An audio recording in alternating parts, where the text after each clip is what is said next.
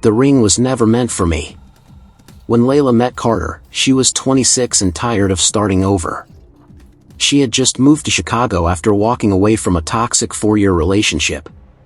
Her job at the architectural firm was demanding, the winters brutal, and the loneliness sharper than she expected. Carter, on the other hand, was warmth in human form. He worked in finance, had a strange obsession with jazz records, and always ordered 2 desserts, in case you change your mind, he'd say with a grin. He was sweet, funny, attentive, and most importantly, he wasn't her past. They started slow. Dinners turned into weekends.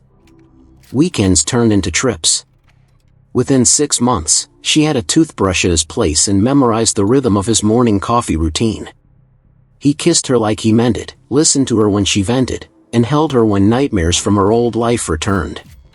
He made her feel safe, something she hadn't felt in years. By year 2, he proposed. A simple moment on a rooftop, a modest diamond ring, and the words, "Let's build a life where no one ever leaves." She said yes through tears. But here's the thing about safety, it can make you miss the small signs. It started with the perfume. A sharp floral scent on his shirt one night. Layla didn't wear perfume, she was allergic. He said it was from a colleague at work who hugged him goodbye at a client party. Reasonable, she thought. Then came the locked phone. He had always been casual with it, leaving it face up on the counter, unlocked, unguarded. But now, it never left his pocket. Even in the shower, it was nearby.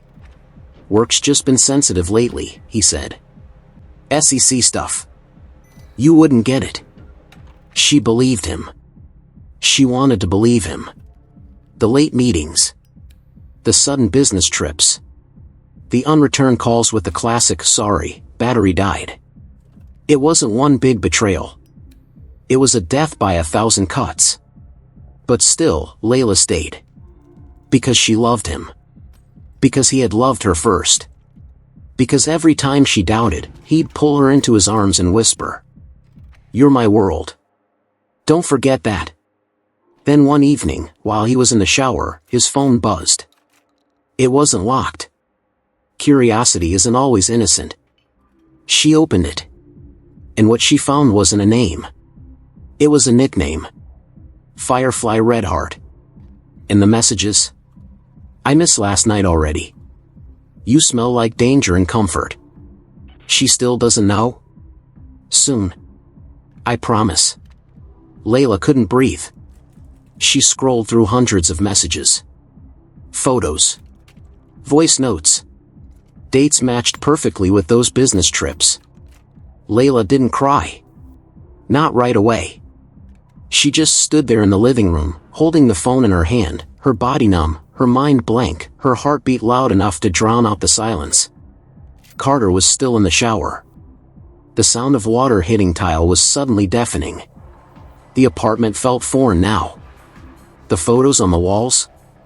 Lies. The blanket on the couch? A shared comfort now tainted. The ring on her finger? Heavy, so heavy. She put the phone down on the coffee table. Neat. Precise. Like she wasn't about to fall apart.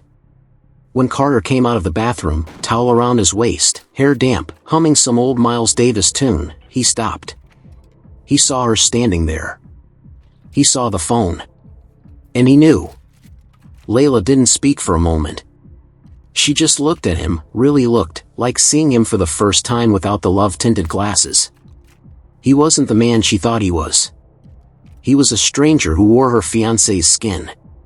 She finally said, calmly, quietly, "How long?" Carter froze. His eyes flicked to the phone, then back to her. He opened his mouth, closed it again, then finally muttered, "Layla. How long?" she repeated, firmer. He sighed. Rubbed his face. "About a year. A year.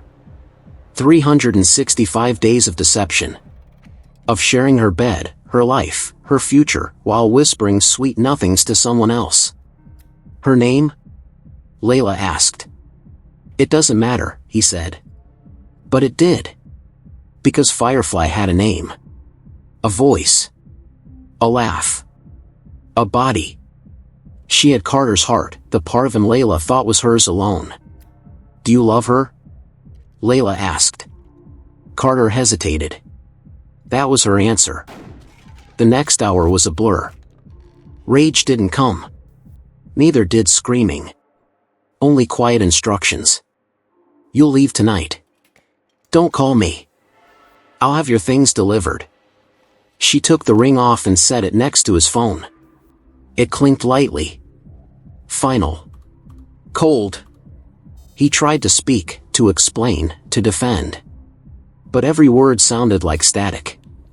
Layla was already gone, emotionally. Spiritually. Whatever love had lived between them, had flatlined. He walked out with a suitcase, shoulders hunched, like a man carrying the weight of his own mistakes. And maybe he was. The silence after was louder than anything she'd ever known. For days, she drifted. She didn't eat. Didn't answer calls. She just lay in bed and played their old songs. The one he used to dance to with her in the kitchen.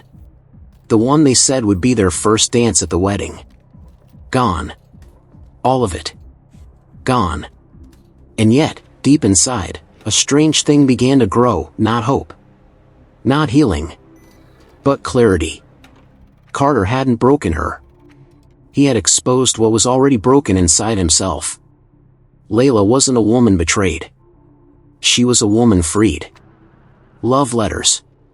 Inside jokes. Another life, one she wasn't part of.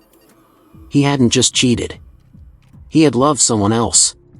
Fully. Boldly. Passionately. 3 months later, Layla stood at the edge of Lake Michigan, the wind tugging at her scarf, the skyline stretching behind her like the outline of a past life. She was no longer the same woman who once clung to love like a lifeline. She had cut her hair, changed her morning routine, and most importantly, reclaimed her peace. Carter had reached out once. A long message full of regrets, apologies, and phrases like "if I could undo it," and "you were the best thing that ever happened to me." She never replied. She didn't need to. Pain taught her something no comfort ever could. That betrayal isn't about the other person. It's about you. What you allow. What you deserve. And what you refuse to carry forward. Layla didn't want revenge. She didn't want closure. She wanted freedom, and she had it. As the sun dipped below the horizon, she turned away from the water, her steps steady, her breath light. She was walking alone, yes. But for the first time in years, she wasn't lonely. She was home. In her own heart.